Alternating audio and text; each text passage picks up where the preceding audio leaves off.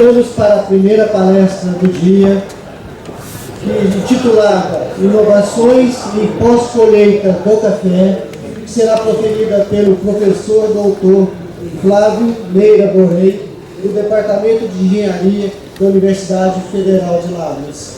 Lembrando que as perguntas serão realizadas, se porventura estiverem, logo após cada palestra, ou seja, após cada palestra, 5 a 10 minutos destinados a algum questionamento dos senhores. Então convidamos o professor Flávio Meira Borrei para a primeira palestra do dia.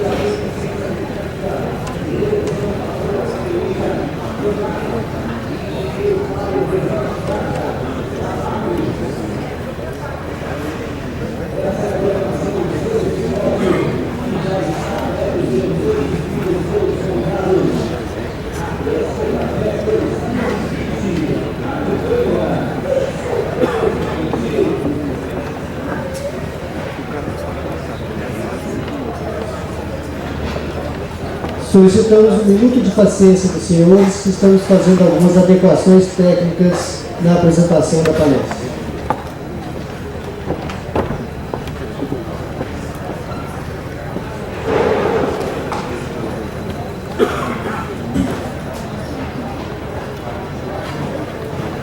Enquanto colocado ali a mídia da apresentação do professor Borrei, deixa eu só lembrar que o professor Borrei já fez parte da equipe da Expocafé já em tempos passados e tem uma trajetória hoje de muito sucesso a nível nacional e internacional com relação à pós-colheita, qualidade. Então eu tenho um prazer muito grande de ser nosso colega do Departamento de Engenharia e estar recebendo ele aqui como primeiro palestrante. Obrigado. Desculpe aí os imprevistos de nível e seja bem-vindo. Tem um contador?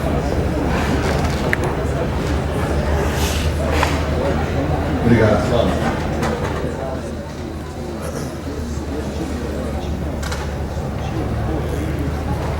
Bom dia a todos.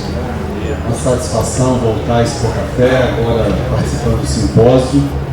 E, evidentemente, um desafio sempre muito grande quando o professor Fábio nos convida para falar de inovação na véspera do evento que traz inovações ao vivo e a cores para todos vocês. Então, é sempre um momento de reflexão. Então, agradecer ao professor Fábio pelo convite, parabenizar pela organização, pela iniciativa de trazer um simpósio para dentro da feira da Expocafé, que sempre eu considerei que fazia muita falta um evento como esse dentro da Expocafé. Parabenizar a organização de todos e a participação e a presença e o interesse de vocês. Bom, quando o professor me pediu, me convidou para... Pode passar a próxima, por favor. Para vir falar sobre inovação em pós-colheita do café, eu pensei bastante, refleti e eu fiquei me perguntando como conversar com técnicos, produtores que estão tão atualizados, estão participando de tantos eventos. O Brasil tem uma carta de eventos em café gigantesca, com este aqui, a maior feira de máquinas e tecnologia para a cafeicultura do mundo. E eu comecei a me perguntar sobre a informação e a investigação. Evidentemente que nós sabemos que hoje a informação está ao acesso de todos. Qualquer um aqui numa internet ou em qualquer livro ou revista ou informativo, você tem um grande acesso à informação. Então a minha pergunta é: o que de fato é novo para nós ou para vocês? o que de fato nós temos para trazer e falar assim, olha, isso é novo, isso é uma inovação, a não ser o pensamento. Então hoje eu me preparei para convidá-los a refletir o que nós estamos vivendo, a refletir a nossa realidade com relação aos aspectos ambientais, sociais, a viabilidade econômica da atividade da cafeicultura e como a pós-colheita poderia nos auxiliar nessas questões.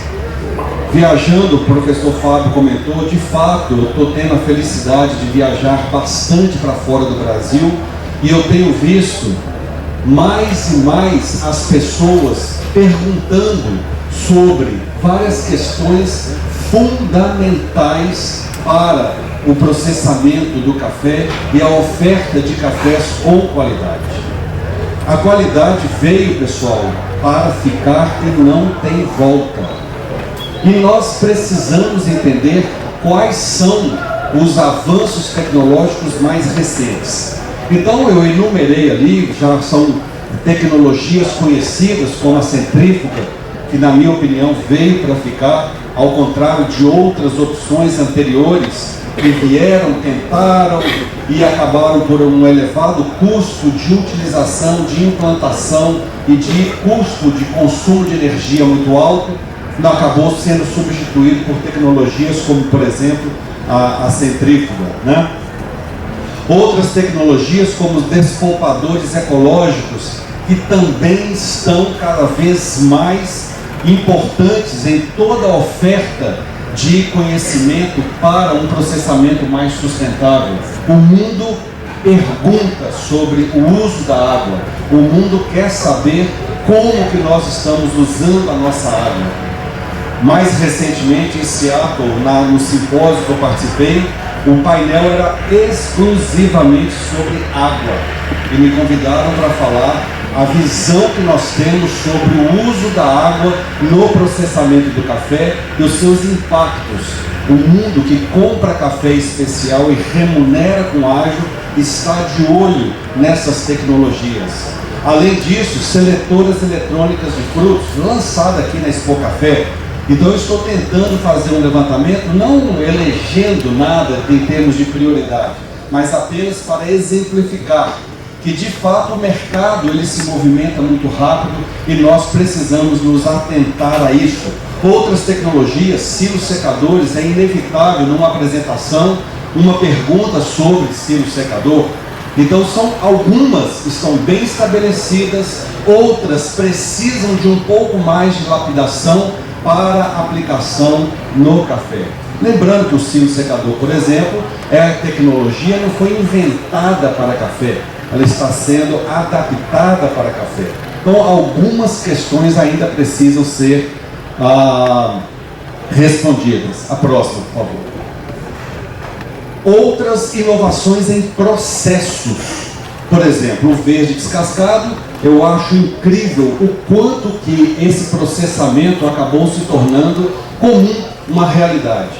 Semana passada eu estava num dia de campo em Santa Rita do Sapucaí e eu escutei produtores espontaneamente relatando uma coisa que esse eu nunca tinha escutado. Professor, por que o verde descascado que eu estou fazendo, o pessoal está classificando melhor do que o CD1? Eu falei, olha, agora nem eu sei, agora você me surpreendeu. Então, é apenas um exemplo, mas são vários relatos de qualidade no processamento do CD2. Agora, se um produtor parar para fazer as contas do quanto isso trouxe, do quanto isso agregou na sua receita, é impressionante nos últimos 5, 6, 8, 10 anos o quanto que essa alternativa contribuiu de forma inovadora para o produtor. Existem ainda muitas questões, eu sei disso. Existem algumas pessoas que já chegaram para mim e falaram, olha professor, isso não funciona. Lá na minha fazenda isso não dá certo. Ok, eu acredito nisso também. Mas a grande maioria dos relatos são relatos positivos com alto desempenho na qualidade. Manejo da secagem dos terreiros, o quanto que isso inovou e transformou a realidade de muitos produtores. Ainda hoje eu vejo produtores resistentes a adotar um sistema mais limpo, mais rápido, mais tranquilo de se trabalhar o café no terreiro. Começa-se com camadas muito finas, mas alguns ainda resistem achando que isso aumenta, complica a vida dele, mas na verdade, depois que passa a utilizar, transforma a sua realidade. A secagem do verde natural, até hoje eu escuto pessoas resistindo à mudança nesse conceito de como secar o café verde natural. Existem muitas pessoas que insistem em dizer que a secagem tem que iniciar em camada grossa, deixar o café pretejar para depois espalhar fino. Existem pessoas que resistem, mas aqueles que adotaram essa mudança no paradigma, é uma mudança de paradigma, gente, é uma quebra de anos de recomendação. E nós trouxemos essa mudança na forma de secar o verde, que trouxe muitos benefícios para o produtor, de tal forma que o que nós temos visto é que é possível melhorar a qualidade de todos os tipos de café. A aeração em tulhas de café, finalmente alguém teve coragem de colocar a aeração nas tulhas. É uma tecnologia usada para grãos há muitos anos, há décadas. Esses dias eu vi numa reportagem, numa revista, uma matéria bacana indicando o uso. Opa, até que enfim, não é necessariamente uma inovação em termos de criação, mas um uso inovador para uma cultura específica, que seria o café.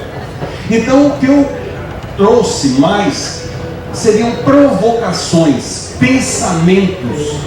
À medida que produtor provoca, técnico pergunta, traz à universidade questões, nós podemos juntos inovar. A inovação só existe quando técnicos, estudantes, produtores, professores, pesquisadores, extensionistas, quando nós pensamos juntos e provocamos demandas. Então, quanto mais vocês, produtores, tiverem problemas, melhor para nós. Não sai muito bom para vocês não, mas é muito bom para nós, pesquisadores, que nós temos uma sobrevida de alguns anos pesquisando e tentando trazer soluções. Grande parte do que eu acabei de falar para vocês, não tudo, veio de demandas de vocês ou de criações de vocês, produtores, técnicos. É essa estrutura que eu gostaria de trazer para vocês. Uma provocação, um pensamento. Próximo, por favor. Então, existem vários desafios para inovar na pós-colheita do café. Nós precisamos nos debruçar sobre questões como a escassez de mão de obra. Todo mundo sabe que isso já é realidade. Como solucionar? Então, se aqui dentro desse grupo existem produtores, fabricantes, pessoas que gostam de desenvolver máquinas, eu pergunto, por que ainda é tão carente a disponibilidade de máquinas para um processamento mais mecânico, com menor demanda de mão de obra em todas as etapas do processamento do café? Por que ainda demanda tanto a presença da mão de obra no processamento do café? Se o café é um produto agrícola com um valor agregado muito maior do que grandes culturas, porém com uma disponibilidade de tecnologia muito baixa. Então é um desafio para pesquisadores, projetistas, produtores de máquinas pensar nessa escassez de mão de obra, que não é apenas uma questão do Brasil. Relatos na Índia já falta mão de obra para colher e processar café. Imagina aqui no Brasil que além da disponibilidade nós temos também uma outra escassez, que é pelo elevado custo. E aí vem o custo de processamento. Eu vejo muitas pessoas fazendo cálculos e cálculos e cálculos sobre custo de produção de café, e quando chega no pós-colheita, na pós-colheita, estima-se X%, 5%, 10%. É um erro grotesco fazer uma estimativa desta. Uma vez que com esse mercado flutuante, muitas vezes é exatamente 5, 10 reais na pós-colheita que vai fazer grande diferença no final das contas para o produtor. Então nós precisamos entender custo de processamento, escassez de água e poluição ambiental. Outro grande desafio que a gente precisa enfrentar cada vez mais. Não há como não enfrentar esse problema. Só que a escassez de água e a poluição ambiental nos leva a uma questão de alteração de processo. E aí a pergunta de todo mundo é: professor, o cereja descascado, desmucilado mecanicamente, é igual o cereja com mel? Ele é igual o despolpado no tanque? Altera-se a qualidade? Essa pergunta não é só aqui de dentro. Pior, ela está lá fora.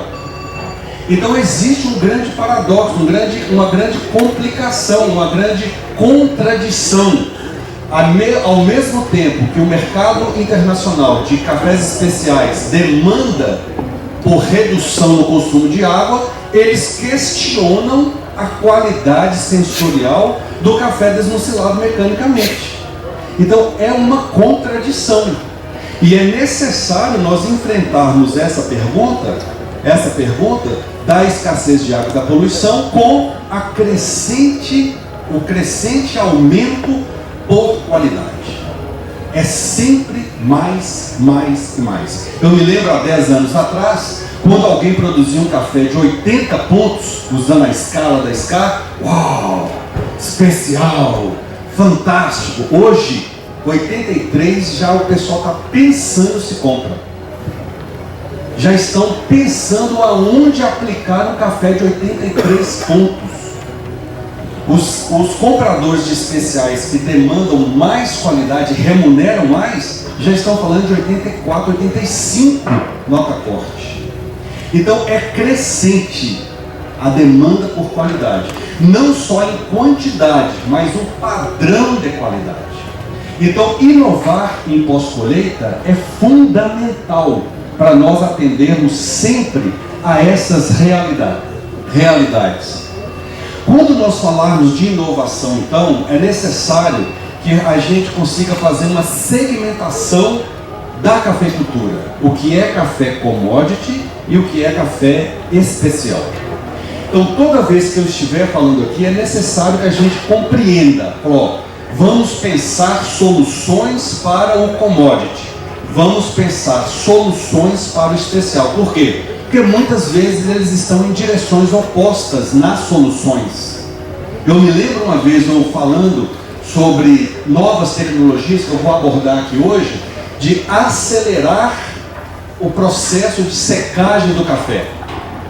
Na mesma apresentação eu falo que café especial você tem que secar lento. Pô, professor, então você resolve. Ou seca rápido ou seca devagar, porque ninguém aguenta. Não, gente, é só segmentar. Commodity precisa de um pacote de soluções. Especiais precisa de outro pacote de soluções.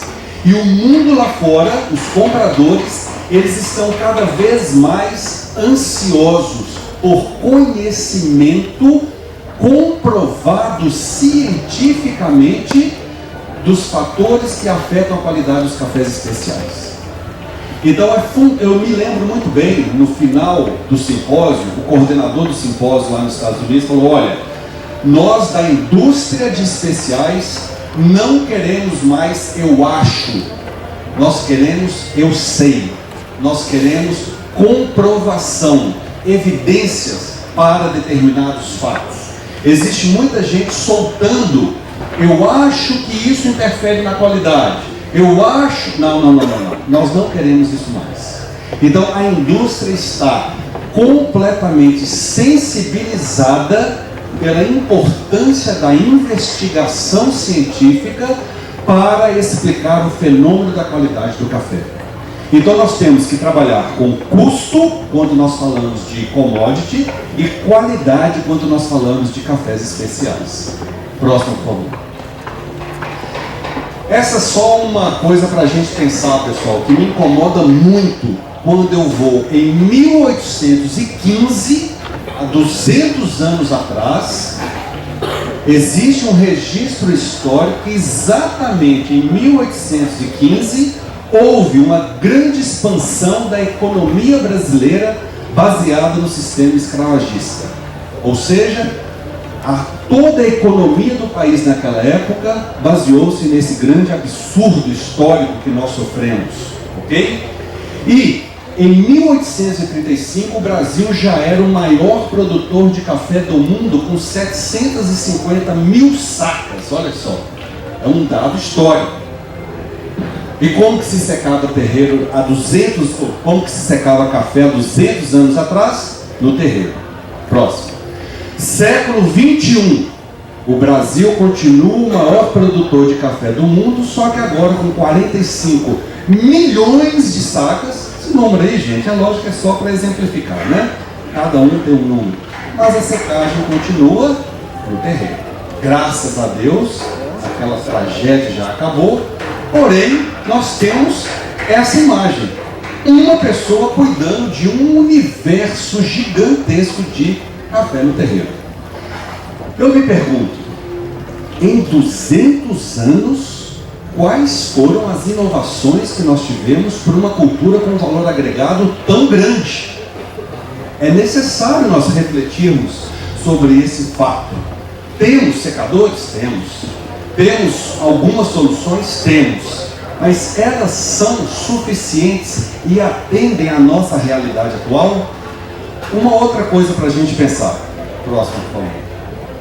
Eu andei tentando elaborar números, que é muito difícil de nós conseguirmos dados totalmente concretos, reais. Mas as estimativas são boas. Eu andei conferindo com outros colegas, a estimativa é boa. Eu me fiz a seguinte pergunta: quanto de energia se usa para secar uma safra brasileira?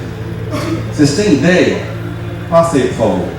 Eu imaginei 300 mil produtores de café no Brasil, e aí vamos dizer que 70% é agricultura familiar e 30% é agricultura empresarial. 30% da produção vem da agricultura familiar e 70% da produção vem da agricultura empresarial. Vamos dizer aí que 13 milhões de sacas familiar e 31 milhões de sacas agricultura empresarial. Então, pelo que eu já andei bastante aí, a maioria dos produtores empresariais possuem secadores, 80%.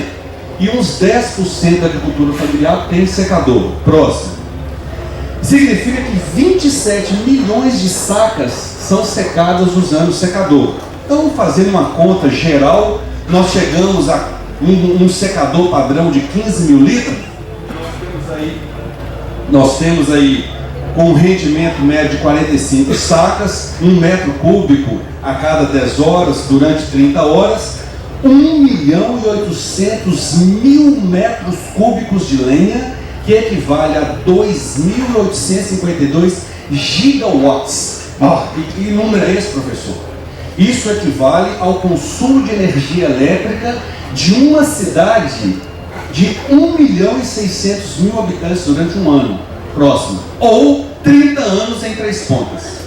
É como se Três Pontas ficassem consumindo energia elétrica durante 30 anos.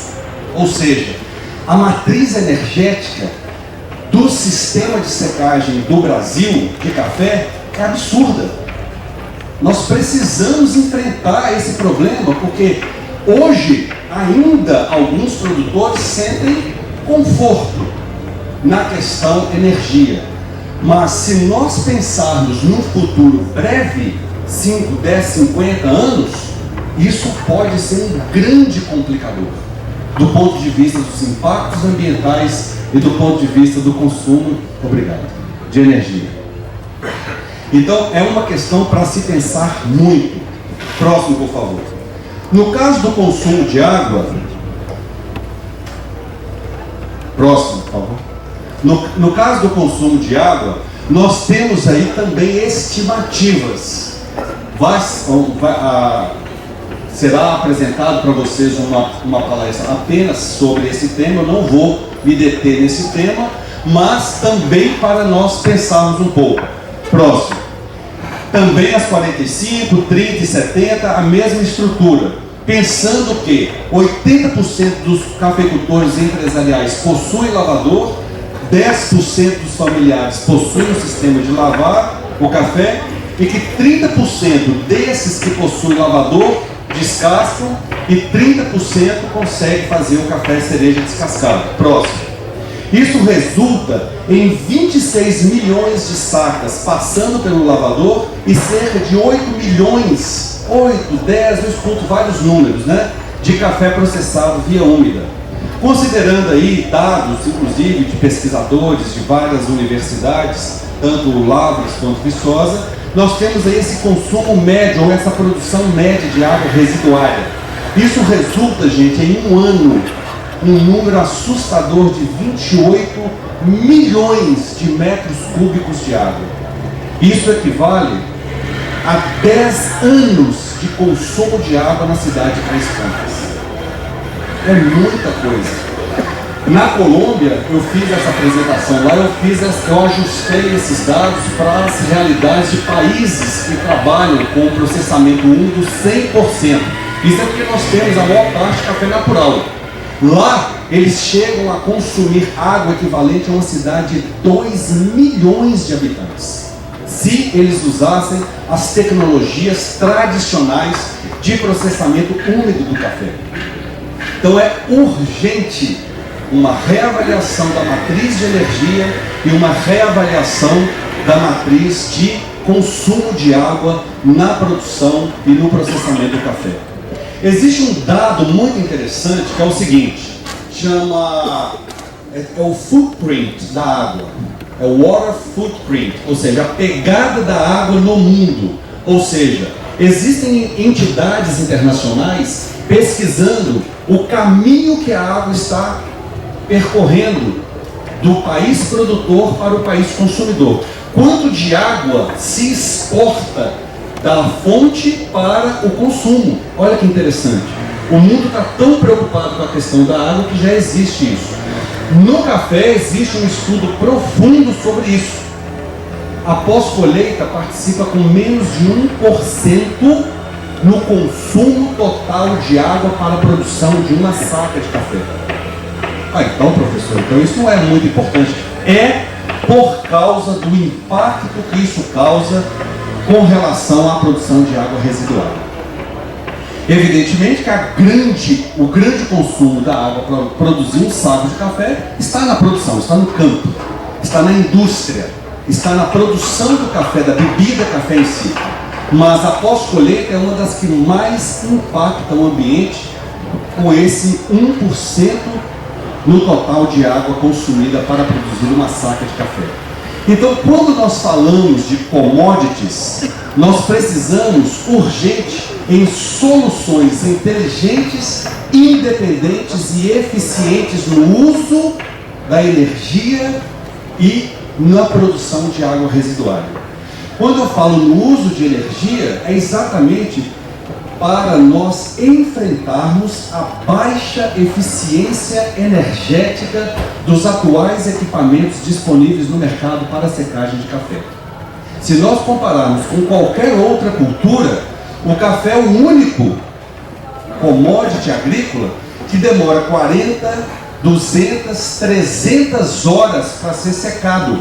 Nenhum outro commodity é secado com tantas horas e tão exposto às variações ambientais. E nenhum outro commodity sofre tanto o impacto da alteração da qualidade no seu preço final.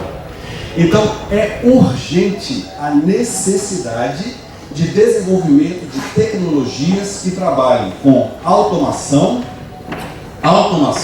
de todo o sistema. Algumas pessoas, professor, você está sabendo aí que o pessoal já lançou um sistema de automação e controle de secadores? Ótimo! Se o sistema foi bem programado, planejado e é de qualidade, ótima ideia! É fundamental nós conseguirmos aumentar o controle do processo e a facilidade com que esse processo ocorre. Agora, o grande desafio é nós reduzirmos o tempo de secagem do café. Eu pergunto para a maioria de vocês, se existisse uma tecnologia que, depois de colhido o café, em 24 horas o café estivesse seco dentro da tulha, vocês gostariam? Nossa Senhora, seria maravilhoso. Esse é o desafio da ciência, da tecnologia e dessa colaboração que foi falada aqui na frente entre público e privado, entre técnicos, produtores e empresas. Nós precisamos de buscar insistentemente uma solução tecnológica para o café quando se fala de commodity, porque essa é a grande porção de café da maioria dos produtores brasileiros. É aqui que nós precisamos solucionar a grande dor, o grande ponto de dor do produtor brasileiro, que é salvar rapidamente a maior parte da sua produção. E evidentemente que já existem alguns trabalhos em andamento que nós estamos desenvolvendo em parceria com várias empresas, e nós já conseguimos com sucesso resultados que nós trabalhamos com, por exemplo, o boia saindo do lavador, passado pela centrífuga, em 17 horas estava com 11% de umidade. É possível, isso não está longe do nosso alcance. A tecnologia em si da secagem, ela é possível. O que falta é o equipamento em escala comercial. Próximo, por favor. E para o cereja descascado, não pensando no especial, cereja descascada, esmucilado, centrifugado, em 16 horas nós já estávamos com esse café seco a 11%, salvo, seguro. Isso é pensando em commodity. Nós não estamos pensando em cafés especiais. Não, estamos sim. Por quê? Porque quanto mais o produtor consegue salvar, solucionar o grande problema que é o commodity, ele tem tempo para cuidar do especial. O que eu acredito, portanto, está aqui à mão de vocês, está aqui na Expo Café. É um arranjo tecnológico. Então nós temos que pensar em somar tecnologias para reduzir riscos. Pós-colheita, gente, é gestão de risco. Em várias outras apresentações eu fiz um trabalho que eu achei que ficou muito bacana. Eu fui calculando tempo de secagem, área de terreiro e riscos para o produtor à medida que se adiciona uma tecnologia. Por exemplo, colheita mecânica. Você tem uma capacidade. Professor, mas isso não está acessível para todos. Pelo amor de Deus, nós estamos num simpósio sobre colheita mecânica e aqui se discute soluções para pequenos, médios e grandes produtores. O exemplo que eu dei ali é uma grande máquina para colheita, mas não é somente essa solução que existe. É o arranjo que nós temos. Então, quando nós temos capacidade de fazer a gestão adequada da colheita, alinhada com a pós-colheita, que esse é um grande gargalo ou um grande vazio que existe no produtor, é um abismo que existe entre colheita alinhada com pós-colheita. No dia que o produtor conseguir trabalhar isso de forma empresarial, grande parte dos problemas será solucionada. Grande parte. O que ocorre é um grande desalinhamento entre capacidade de colheita e capacidade de processamento de café. Então nós precisamos pensar como uma indústria de alimentos a fazenda. E nós temos aqui uma capacidade de solucionar problemas da desuniformidade da maturação do café, solucionar problemas da desuniformidade da matéria-prima que chega no processamento, solucionar problemas de atraso na colheita, solucionar problemas de excesso de água que vai para as estruturas de secagem, de tal forma que a gente consiga, em menos de 24 horas, estar com o café colhido, processado, lavado, seco e armazenado na tulha. Isso não é um sonho impossível. É algo que depende de empreendedorismo, planejamento. Não existe nenhuma indústria, seja ela de automóveis, seja ela de qualquer coisa, de alimentos, que não tenha tido planejamento para ter sucesso. Então, o sucesso está na gestão e no planejamento desse arranjo tecnológico que está aqui à mão de vocês. Quando nós falamos, então, de cafés especiais, o quadro muda totalmente de figura. O grande erro do produtor brasileiro é querer fazer cafés especiais pensando como commodity. Isso é um erro. Não pode. São dois produtos da mesma origem, porém com características totalmente distintas. Cafés especiais agora é o detalhe. Nós temos que nos atentar que quem paga bem por um café 85 pontos, não paga mais se esse café perder 1 ponto ou 2. Se esse café bebe 82, 83, já não é mais o mesmo café especial que eles estão em busca. Então agora nós precisamos entender quais as tecnologias e conhecimento que já existem e que são necessários para se produzir cada vez mais cafés especiais com alta qualidade. Então nós temos que pensar na interação genótipo e ambiente. Quanto mais nós entendermos essa interação e como que o café se expressa, mais nós podemos usufruir deste conhecimento. O que eu quero dizer com isso? Eu já escutei várias vezes produtor, professor, há 20 anos atrás vieram falar de qualidade, a gente acreditou e a gente deu com os burros na água. Depois a gente fez essa tal de qualidade e ninguém pagou por isso.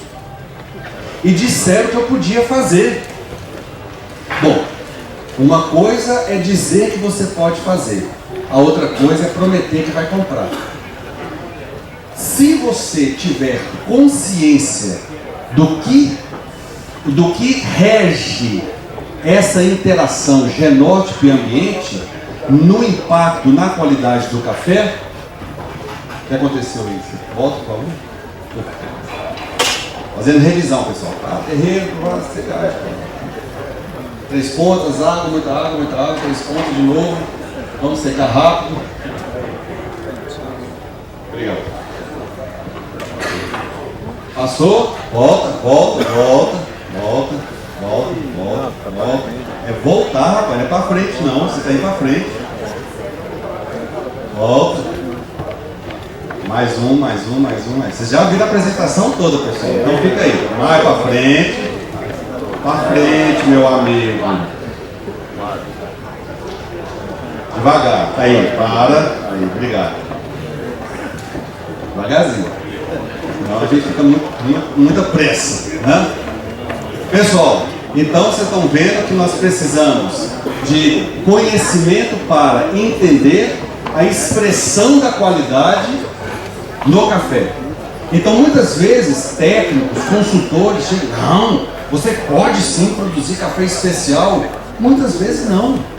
Você pode produzir um café limpo, de uma bebida limpa, de uma bebida suave, mas não vai atingir uma certa pontuação que o mercado exige. Que isso é limitado pela interação entre o genótipo e o ambiente. É fundamental o produtor ter consciência do potencial que cada interação pode oferecer para ele. Além disso, muitas pessoas estão buscando entender a interação do genótipo com o processamento e o ambiente. Ou seja, não basta a interação genótipo-ambiente. Para cada combinação genótipo-ambiente, você pode ter recomendações específicas de processo. Já visitei Colômbia, América Central, é incrível. Eles estão debruçados sobre como processar o café de formas diferentes para ganhar 1 ponto, 2 pontos, uma nota mais floral, uma nota mais doce. porque eles dependem disso para sobreviver. E não vai demorar um dia, se já não é realidade para muitos aqui no Brasil, essa grande dependência da qualidade do café para uma sobrevivência econômica da atividade, tá certo? Além disso, nós precisamos entender mais a fundo as causas dessa qualidade, da estrutura celular do endosperma, da presença de compostos promotores da qualidade, mas, olhem só, presença de compostos redutores da qualidade. E esses compostos, eu não estou falando de café estragado, não estou falando de café riado, riozona, nada disso. Eu estou falando de um café que foi produzido numa determinada região, só colhido maduro, 100% maduro, e ainda assim bebe abaixo de 80 pontos. Por quê? O que acontece? Por quê? Porque a maioria das pessoas explica a qualidade como: ah, professor, qualidade é o seguinte: quanto mais alto, mais frio, quanto mais frio, mais longa a maturação, entre a floração e a maturação, maior a chance de acumular carboidratos e açúcar, melhor qualidade. Eu sinto muito, mas eu não acredito que seja só isso. Porque se fosse só isso, estava muito fácil de explicar a qualidade. É mais complexo, gente. O fenômeno da qualidade do café é muito mais complexo do que nós imaginamos. Então, se alguém aqui dentro desse salão pretende fazer qualidade, precisa entender como que essa qualidade se expressa. Próximo, por favor. Essa, por exemplo, é uma imagem bem bacana que a gente mostra exatamente abaixo de 1000 metros, de 1000 a 1100, de 1200, acima de 1200. E existem trabalhos conduzidos pela Universidade de Lavras, felizmente eu tive a alegria de acompanhar e entender essa abordagem ecofisiológica da interação entre a planta e o ambiente. Foi medido temperatura, radiação solar, precipitação, umidade relativa, o oxigênio, CO2 e etc. E o que mais interessante nesse trabalho eu consegui entender é que existe, dependendo da planta, do genótipo, cada genótipo reage de diferentes maneiras ao ambiente, ao estresse ambiental. Nós temos uma quantidade de protetores de membrana maior em alta altitude, elevadas altitudes, e uma concentração de protetores menor embaixo. O que significa isso? Isso ajuda a explicar por que a maturação é mais longa. As membranas são mais protegidas. Existe um sistema antioxidante favorável à planta, à folha e ao fruto. Já em condições de estresse de alta temperatura, menos carboidrato na folha, maior quantidade de peróxido de hidrogênio, oxidação de lipídios, espécies reativas ao oxigênio, enfim, a planta fica mais estressada e a semente também. A questão é, aqui concentra mais açúcar e outros compostos, sim, mas é necessário entender o que está sendo produzido e concentrado aqui embaixo, porque o mesmo genótipo aqui e aqui expressam qualidades totalmente distintas. Por que aqui acumulou mais açúcar? Não, porque aqui provavelmente acumulou compostos que reduzem a qualidade do café. Vejam bem, 100% maduro. Eu colhi somente fruta madura nesse ponto. Sequei da melhor maneira possível que você imaginar. Coloquei na mesa. Veio um grupo de campeões baristas da Suécia. Uma coincidência. Aí eles foram lá degustar. Aí, esse aqui tem verde. Falei, não tem. Tem. Falei, não tem. Tem. Falei, não tem. Eu que fiz o café. Falei, o quê? Falei, não tem verde. Isso é 100% maduro. Você está bebendo um Cabernet Sauvignon, meu filho. Isso aí é uma outra variedade em um determinado ambiente que tem uma nota sensorial totalmente diferente. Não se pode explicar a qualidade somente falando de estado de maturação.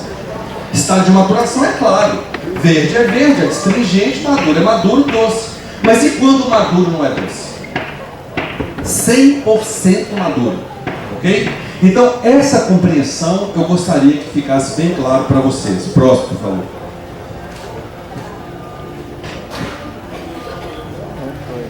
Ok.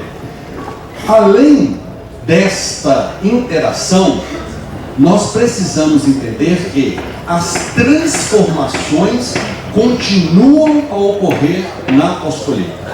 Tem muita gente que acha o seguinte: a máxima qualidade do café ocorre na lavoura. Está certo ou errado? A maioria vai dizer certo. A qualidade, gente, se forma na lavoura, mas ela é definida na pós-colheita. Isso significa o quê? Que muitas vezes transformações bioquímicas, fisiológicas, químicas que ocorrem durante o processamento e secagem muda o perfil de compostos aromáticos do café, ou dos precursores dos compostos aromáticos do café torrado. Então é um organismo vivo, é uma semente viva. Toda vez que você colher, processar e levar para a secagem, você está lidando com um organismo que está interagindo com o ambiente onde ele está sendo processado e secado. De tal forma que existe uma quantidade de outros eventos que ocorrem durante o processamento que muda o perfil de aromas do café. Essa é a base, porque tem tanta gente falando, por exemplo, de fermentação. Vamos fermentar o café, pronto, virou moda. Vamos fermentar, vamos fazer isso. Eu fui lá na Costa Rica, vi lá, o pessoal usa o método do bambu, outro usa o método não sei o quê, e o negócio agora é fermentar café. Ou seja, nós estamos investindo em tecnologias para competir com a América Central e Colômbia, porque isso é o que eles mais fazem, e é o diferencial deles, que é um café processado por via úmida com um determinado perfil de acidez. Aí eu pergunto para vocês: vocês acreditam que colhido um café numa determinada condição ambiental, um determinado genótipo, um determinado estresse térmico, você coloca na pós-colheita, fermenta e esse café vai beber 85, 86? Como é isso? Até que ponto a pós-colheita consegue colaborar na melhoria da qualidade sensorial do café? Essa é uma pergunta que está muita gente fazendo e buscando trabalhar com fermentações. Vamos falar só um pouquinho sobre isso hoje. Próximo, por favor. Bom, eu fui na Colômbia, isso aqui é no Sene Café, esse é o pesquisador, um dos inventores dessa tecnologia que hoje está ficando bastante popular no Brasil, mas que já é bastante usada na América Central e Colômbia, que é um benefício ecológico do café. Ou seja, um baixíssimo uso de água, produção quase zero de água residuária, porém desmucilado mecanicamente. A pergunta é: qual é a opinião deste colombiano, chama Carlos Oliveira, um grande amigo?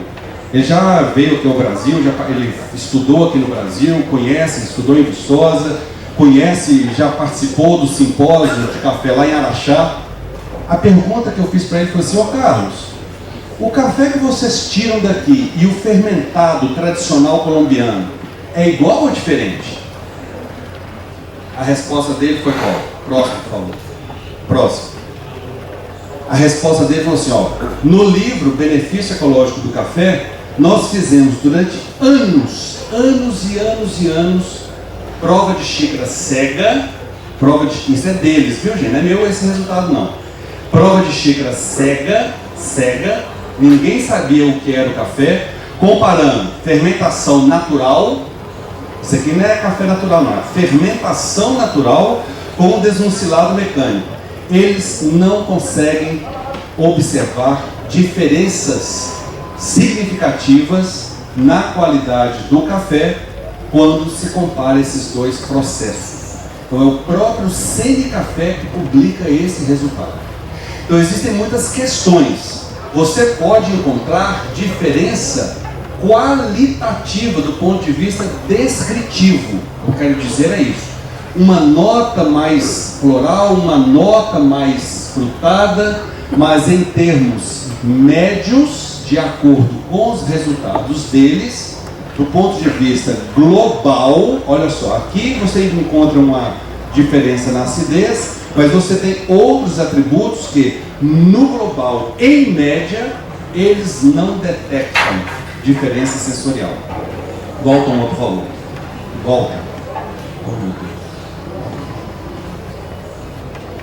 Aí. Além dessa forma de processamento, existe uma outra opção que o Brasil é conhecido mundialmente como o maior produtor de cafés naturais. Entretanto, café natural padrão, Boia, Santos, um café comum, quando não tem defeito. A pergunta é, para o Brasil, qual que seria um posicionamento estratégico internacional mais forte, que ninguém consegue nos bater, em termos de volume, em termos de oferta, em termos de regularidade e em termos de qualidade, e em termos de impacto ambiental? Então nós temos uma vantagem competitiva com os naturais gigantesca, na minha opinião. Entretanto, quando eu chego lá fora, ou participo dos Cup of Excellence, numa palestra para 20, 30 degustadores internacionais, o que eles falam? Ah não, professor, o café é bom, a gente bebe aí um ganhador do concurso, 5 sacas, 10 sacas, 20 sacas, mas em geral, o café natural brasileiro ele é inconsistente. Não tem consistência. Vocês não conseguem oferecer um lote com todas as xícaras limpas, uniformes, ou seja, consistente, todo ano o mesmo padrão de qualidade. Ah, boa observação. Então, cabe à inovação, à ciência, à pesquisa, aos técnicos, compreender esse fenômeno. Se nós estamos pensando em produzir especiais naturais, nós entendemos que esta é a opção que menos impacta o ambiente, já é uma vantagem competitiva gigantesca, porém, nós temos que responder essa pergunta. É possível produzir cafés naturais especiais de alta qualidade com consistência? O produtor brasileiro que encontrar essa solução, se já alguém já não encontrou, se prepara para ocupar um dos mercados mais crescentes no mundo, que é o mercado de naturais especiais. Virou assim o grande tchan do momento. Há 10, 15 anos atrás, o Brasil descobriu o cereja descascado. 10, 15, 20 anos. Nunca se acreditou muito dos naturais. Até hoje, muitos degustadores ainda bebem um natural especial e classificam como fermentado. Aí existe até uma contracultura brasileira a favor, ou contracultura em relação aos naturais especiais, por falta de conhecimento e capacitação. Então é necessário nós, aprofundarmos no que acontece no endosperma durante o processamento, quais os tipos de transformações que ocorrem durante a secagem, para nos permitir oferecer cafés especiais regularmente. Pessoal, quando eu falo de especial, nós estamos falando de 1 ponto, 2 pontos, faz toda a diferença. E isso pode se perder facilmente nas etapas de processamento, principalmente na etapa de secagem. Eu fui convidado recentemente para fazer parte do comitê, da comissão da ACE, que é a associação que coordena todos os Cup of Excellence do mundo. O presidente, lá nos Estados Unidos, conversando comigo, ele é um grande comprador de cafés especiais, torrefador americano, falou: professor, hoje, para mim, para ele, eu entendo, visitando vários fornecedores do mundo inteiro, que o gargalo da qualidade está na secagem. Gargalo da qualidade dos cafés especiais. É a secagem, esse é o ponto-chave. É o ponto onde a maioria dos produtores estão perdendo aquela especialidade do café. Então é fundamental nós aprofundarmos o nosso conhecimento dentro dessas perguntas. Próximo, por favor.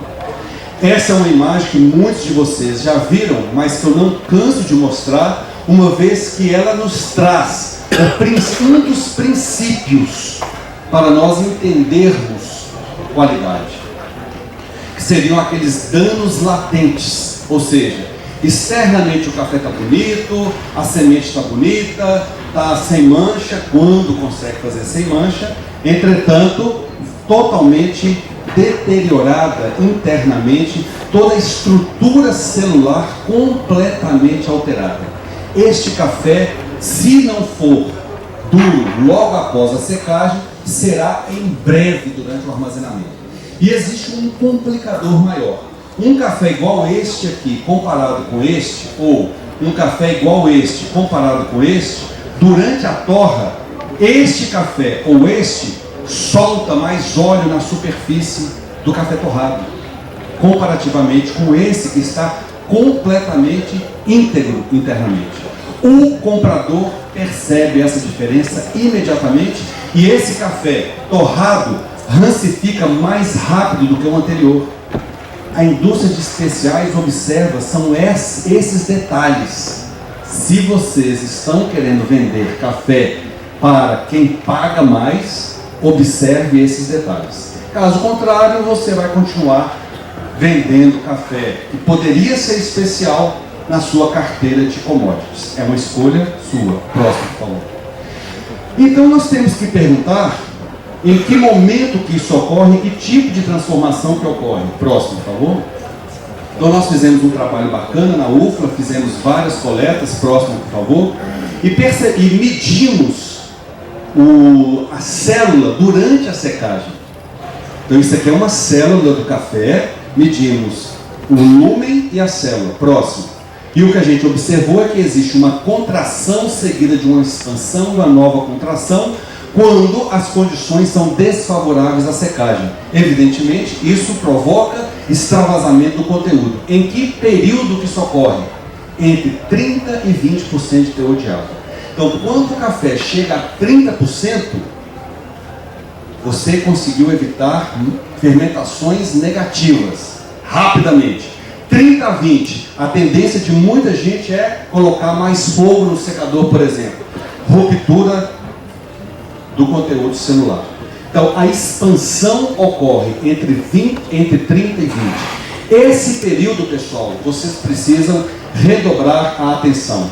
Fizemos várias análises do ponto de vista fisiológico e começamos a descobrir coisas que nos fez pensar no primeiro ano, no segundo, terceiro, quarto, 5, 10 anos. E hoje está claro para nós que, do ponto de vista fisiológico e do ponto de vista da tolerância, da resistência à secagem, o café natural, ele é mais resistente ou sensível? Sensível.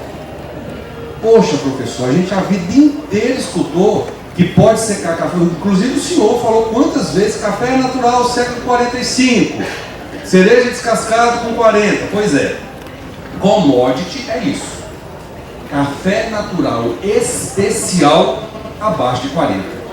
Muito mais sensível aos danos térmicos do que o cereja descascado. Esse aqui, por exemplo, é uma boa ilustração. Se você passa terreiro, cereja descascado e natural, você vem para 30%, desculpa que desconfigurou na hora que eu mudei de programa. Mas esse aqui é o despolpado e esse aqui é o natural. Natural zerou, próximo. De tal forma que o natural, ele é sensível à temperatura, o próximo por favor, à temperatura, próximo, e à taxa de secagem.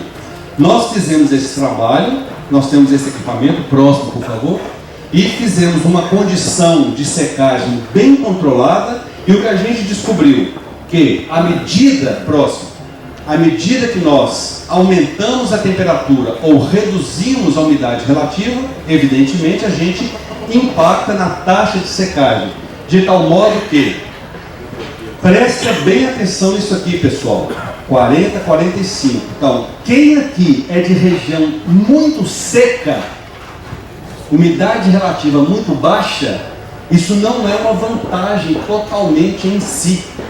Então, produtores de café especial de regiões secas que querem deixar o café grão a grão do início ao fim, está perdendo a qualidade do seu café especial. Não pode. Por quê? Quando a temperatura está em torno de 35, à medida que nós aumentamos a taxa de secagem, 4 pontos perdeu o café natural. 40 e 45, o dano é térmico. Então nós já não temos um impacto muito grande da taxa de secagem. Porém, à medida que nós aumentamos a velocidade de remoção, eu nunca vi esse resultado publicado em qualquer outro artigo ou tese, o que for, nem no Brasil nem no mundo. Nós conseguimos detectar essa variação sensorial no café natural. Próximo. Fizemos algo similar para o cereja descascado, agora aumentando o fluxo de ar. Ok, pessoal, então tem muita gente querendo acelerar a secagem do café cereja descascado, trocando o ventilador e colocando um ventilador mais potente. Acelera? Até certo ponto, sim. Impacta na qualidade? Sim. No cereja descascado, quando nós aumentamos o fluxo de ar, nós encontramos uma redução na qualidade do café. Resumindo, café natural especial é mais sensível aos danos térmicos do que o descascado. A temperatura máxima para a secagem de café natural especial é a mesma para a secagem de cafés despolpados especiais. Máxima atenção deve ser observada no intervalo entre 30% e 20% de teor de água para a produção de especiais. A taxa de secagem reduz a qualidade do café natural quando secado a baixas temperaturas. O fluxo de ar, o aumento no fluxo de ar, reduz a qualidade do cereja descascado quando esse fluxo é 2, 3 vezes acima do usado comercialmente. E é sim possível produzir cafés naturais especiais com pontuação tão alta quanto qualquer cereja descascada. Não sei se vocês acompanham aí os concursos, o Cup of Excellence, natural, 92, 93 pontos. Cereja descascada, 92, 93 pontos. Então, a pontuação é a mesma, o perfil é diferente. E para finalizar, vamos falar rapidamente sobre armazenamento de café. Nesta área, sim, nós estamos pesquisando fortemente novas tecnologias. Isso aqui é o que muitas pessoas já conhecem. O mais comum é o GrainPro e o vácuo, mas nós estamos perseguindo firmemente soluções para o armazenamento de cafés especiais, garantindo aí um custo mais baixo para o produtor e uma vida de prateleira mais longa para o café. E o que nós já encontramos, próximo por favor, nós já encontramos, comparando várias tecnologias, claramente uma manutenção estável do teor de água para certas tecnologias, próxima, um branqueamento mais acelerado, claro, para a juta e praticamente nenhum branqueamento para alternativas com a atmosfera artificial, seja ela vácuo, seja ela com injeção de CO2 ou uma outra tecnologia para manutenção, aumento da concentração de CO2 no interior da embalagem, próximo por favor, e a análise sensorial claramente diferente. Em 3 meses, o café armazenado em sacos de juta perdeu totalmente a qualidade de especial. Resumindo, de forma bem clara, bem simples, quem aqui entre vocês quiser produzir café especial, com pontuação aí 82, 83, 84, juta está banido do mercado de especiais, na minha opinião. Deveria ser banido do mercado de especiais, na minha opinião. Especiais, commodity é outra história. Alternativas, nós estamos buscando firmemente. Neste momento, próximo por favor, neste momento nós estamos com um grande trabalho, inclusive exportado para os Estados Unidos, Fizemos uma coleta no início do ano, vamos fazer outra coleta agora no final do ano, avaliando 8 diferentes tecnologias de embalagens para manutenção da qualidade de cafés especiais. Café é em torno de 86 pontos, natural e descascado. A pergunta é: existe diferença na armazenabilidade do café natural em relação ao descalcado? Qual vocês acham que mantém mais a qualidade durante o armazenamento? A maioria vai responder natural. Preparem-se se por acaso não for. Ok? Se ele já está indicando que é mais sensível aos danos térmicos, significa que ele já está mais propenso a se alterar durante o armazenamento. Eu estou falando de especiais, tá bom, pessoal? Não estou falando de commodities. Essa aqui então é um trabalho muito bacana que nós comparamos.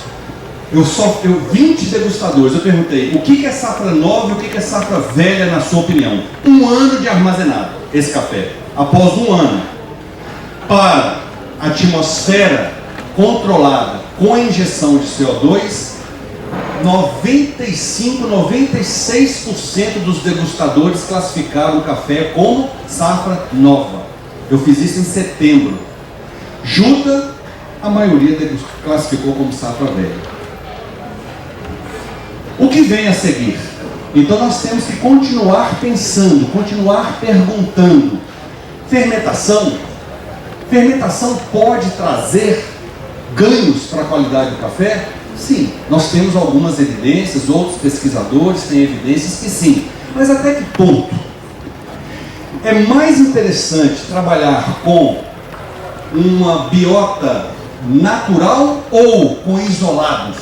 Qual a contribuição de determinados isolados na qualidade do café?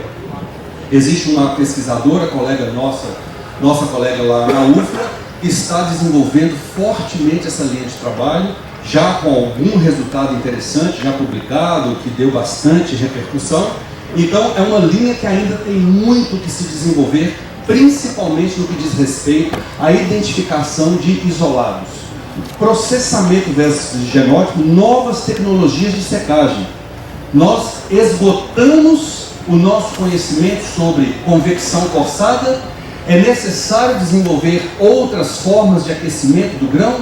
Será que micro-ondas, ultrassom, etc. Várias outras possibilidades para o futuro. E novos métodos de processamento. Será que é possível ainda inventar mais um método de processamento? Eu acredito que sim. Talvez nós estamos aí em fase de desenvolvimento com alternativas para o processamento e, finalmente, embalagens inteligentes. Eu não tenho dúvida que o futuro do café especial é ser ofertado com embalagens inteligentes, ou seja, do lado de fora ele já vai indicar o estado de conservação do café especial lá dentro. Eu estou falando de futuro, no que eu acredito que pode vir. Próximo, por favor. Pessoal, era isso que eu trouxe para vocês. Muita provocação, alguma informação, muito estímulo ao pensamento. Vamos parar. Esse café é uma cultura com muita tradição, que evidentemente nos remete a enfrentar resistências de mudança de conceito, de mudança de paradigmas. Evidentemente que a UFLA está muito próxima aqui da maioria de vocês, e eu espero que com isso vocês parem, pensem, reflitam, busquem soluções, forcem as empresas a oferecer para vocês mais e mais tecnologia, porque sem tecnologia não é possível investir numa cafeicultura moderna, sustentável, de riscos mais baixos e controlados. Ok? Muito obrigado, tenham um bom dia, aproveitem.